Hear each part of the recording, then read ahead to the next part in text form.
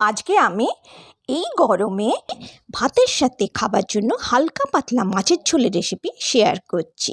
নমস্কার, কেমন আছেন সবাই? আমি জলিস কিচেন অ্যান্ড স্ট্রিট ফুডে আপনাদেরকে স্বাগত জানাচ্ছি। দেখুন, আমি এখানে 3টে পার্শে মাছ নিয়ে নিয়েছি। পার্শে মাছটাকে ভালো করে কেটে ধুয়ে নিয়েছি। আমি এক গোটা পার্শে মাছটাকে হাফ হাফ করে নিয়ে নিয়েছি। তারপরে আমি ওপর থেকে 1 চামচ হলুদ গুঁড়ো দিয়ে দিচ্ছি আর 1 চামচ নুন উপর থেকে ছড়িয়ে দিচ্ছি। দিয়ে মাছের সাথে খুব ভালোভাবে হলুদ আর নুনটা মিশিয়ে নিচ্ছি। এরপরে আমি এটাকে সাইডে রেখে দিচ্ছি।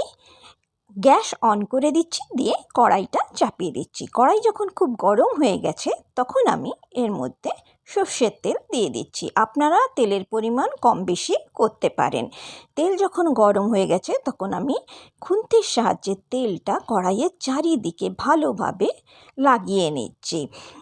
তাতে মাছ যদি একটু এপাশ ওপাশও হয়ে যায় তাহলে মাছটা যেন চিটে না যায়। এরপরে আমি এক এক করে মাছগুলোকে ছেড়ে দিচ্ছি। এখন তো খুব গরম পড়েছে, এই গরমে যত কম মশলা দিয়ে ঝোল তরকারি বানিয়ে খাওয়া যায় ততই কিন্তু স্বাস্থ্যের জন্য ভালো। দেখুন, আমি সব মাছগুলো তেলের মধ্যে ছেড়ে দিয়েছি। আমার মাছগুলো এক পিঠ ভাজাও হয়ে গেছে। এখন আমি এক এক করে মাছগুলোকে উল্টে দিচ্ছি অপর পিঠটা ভাজার জন্য। এইভাবে আমি সব মাছগুলোই ভেজে নেব। মাছগুলো কিন্তু একটু ভালোভাবে ভাজতে হবে। মাছগুলো ভালো ভাজা হলে আপনি যতই কম মশলা দিয়ে ঝোল রান্না করুন না কেন, খেতে কিন্তু ভালো লাগে।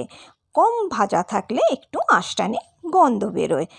দেখুন, এখানে আমার মাছগুলো সব ভাজা হয়ে গেছে। এখন আমি এক এক করে মাছগুলোকে তেল থেকে বাইরে বার করে নিচ্ছি। বার করে একটা পাত্রেতে আমি রেখে দিচ্ছি। এইভাবেই আমি সমস্ত মাছগুলোকে ভেজে নেব। আমি অনেক দিন পরে আবার ভিডিও দিচ্ছি। মাঝে আমার শরীর খুব খারাপ ছিল, সেই জন্য ভিডিও দিতে পারিনি। আশা করছি আমার অসুবিধে আপনারা বুঝতে পারছেন। আমার সাথে থাকবেন আর আমার ভিডিওগুলো নিশ্চয়ই দেখবেন। দেখুন, আমার সব মাছ ভাজা হয়ে গেছে। এখন মাছগুলোকে আমি কড়াই থেকে তুলে নিচ্ছি। মাছগুলো কড়াই থেকে তুলে নেবার পর যে তেল বেঁচে আছে এই তেলেই আমার রান্না হয়ে যাবে।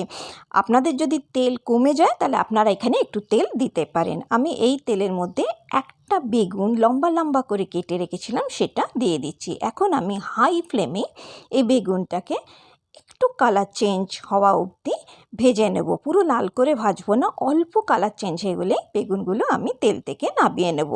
দেখুন, এখানে কালার চেঞ্জ হয়ে গেছে। আমি বেগুনগুলো কড়াই থেকে নামিয়ে একটি পাত্রে রেখে দিচ্ছি। এই তেলের মধ্যেই আমি 2টো আলুকে লম্বা লম্বা করে কেটে রেখেছিলাম, সেটা দিয়ে দিচ্ছি।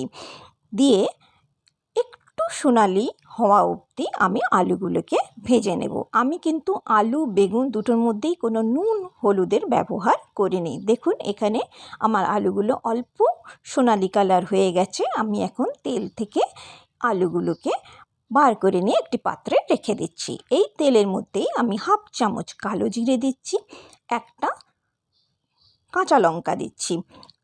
আপনারা এখানে শুকনো লঙ্কার ব্যবহারও করতে পারেন, আমি কাঁচা লঙ্কাই দিয়েছি। দিয়ে এটাকে ভালো করে ভেজে নিয়েছি।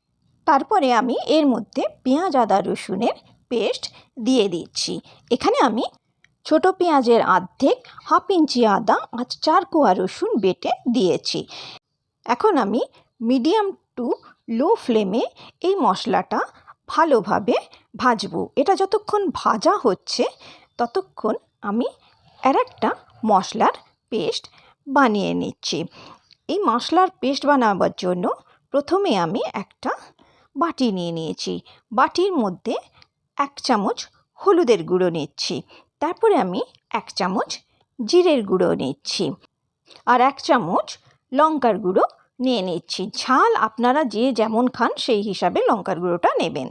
এরপরে এর মধ্যে অল্প জল দিয়ে দিচ্ছি। জল দিয়ে মশলাগুলো জলের সাথে খুব ভালোভাবে আমি মিশিয়ে নিচ্ছি। এইভাবে গুঁড়ো মশলার ব্যবহার করলে গুঁড়ো মশলাগুলো তেলে দিলে পুড়ে যায় না।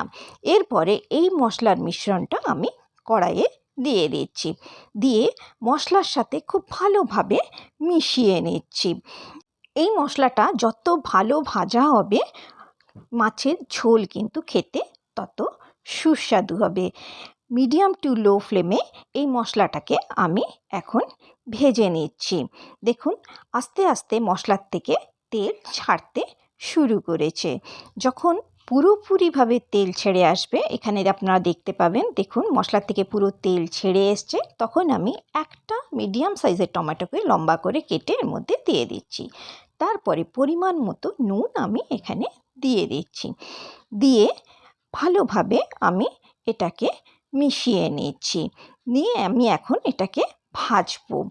টমেটোটাকে মশলার সাথে খুব ভালোভাবে ভেজে নিতে হবে, নইলে টমেটোর কাঁচা গন্ধ রয়ে যাবে। এখন আমি এটাকে ঢেকে 3 মিনিটের জন্য রেখে দিয়েছি। এখানে আমি গ্যাসের ফ্লেমটা লো করে রেখেছিলাম। 3 মিনিট পরে আমি ঢাকনা খুলেছি। দেখুন টমেটোটা হালকা গলে গেছে, কিন্তু এখনও পুরোপুরি মশলার সাথে মিশে যায়নি। যতক্ষণ না মশলার সাথে খুব ভালোভাবে মিশবে ততক্ষণ কিন্তু টমেটোটাকে ভাজতে হবে। তার আগে যদি জল দিয়ে দেবেন তাহলে টমেটোর কাঁচা গন্ধটা মশলার মধ্যে রয়ে যাবে। দেখুন এখন পুরো মশলা থেকে তেল ছেড়ে গেছে আর টমেটোটা পুরো মশলার সাথে মিশে গেছে। এই সময় আমি ভাজা আলুগুলো এর মধ্যে দিয়ে দিচ্ছি। দিয়ে আলু আর মশলা খুব ভালোভাবে আবার কষিয়ে নিচ্ছি। আলু মশলা কষানো হয়ে যাওয়ার পরে যখন আলু মশলাটা পুরো শুকিয়ে আসবে তখন আমি এর মধ্যে বেগুনগুলো দিয়ে দিচ্ছি। বেগুনগুলো দিয়ে দেবার পরে 2 মিনিট খালি ভাজতে হবে। বেগুনগুলো দেওয়ার পরে বেশি ভাজতে হবে না। 2 মিনিট ভাজা হয়ে যাবার পরে আমি এখানে পরিমাণ মতন জল দিয়ে দিচ্ছি। জল আপনারা ঝোল যতখানি খাবেন সেই হিসাবে দেবেন। যত পাতলা আপনারা ঝোল খেতে পারেন সেই হিসাবে আপনারা জল দেবেন। জল দিয়ে মশলাটা খুব ভালোভাবে আমি মিশিয়ে দিয়ে এটাকে ঢেকে 4 মিনিটের জন্য রেখে দিয়েছিলাম। 4 মিনিট পরে দেখুন ঝোল টকবগিয়ে ফুটছে। আলুটাও আমার সেদ্ধ হয়ে গেছে, কেন আলু ভাজার সময় অর্ধেক সেদ্ধ হয়েছিল, তারপর যখন কষানো হয়েছে তখন আরও সেদ্ধ হয়ে গেছে। এখন আমি মাছগুলো সব এর মধ্যে দিয়ে দিচ্ছি। মাছগুলোকে দিয়ে দেবার পরে ভালোভাবে মাছগুলোকে ঝোলের মধ্যে ডুবিয়ে দিচ্ছি। এখানে যদি আপনার ঝোল একটু কম থাকে আপনারা একটু গরম জল এর মধ্যে দিয়ে দেবেন, যাতে মাছগুলো সম্পূর্ণভাবে ঝোলের মধ্যে ডুবে যায়। তারপরে আমি এটাকে ঢেকে 4 মিনিটের জন্য ফুটতে দিচ্ছি। 4 মিনিট পরে আমি ঢাকনা খুলছি। দেখুন এখানে আমার মাছের ঝোল সম্পূর্ণভাবে তৈরি হয়ে গেছে। উপর থেকে আমি ধনেপাতা ছড়িয়ে দিচ্ছি।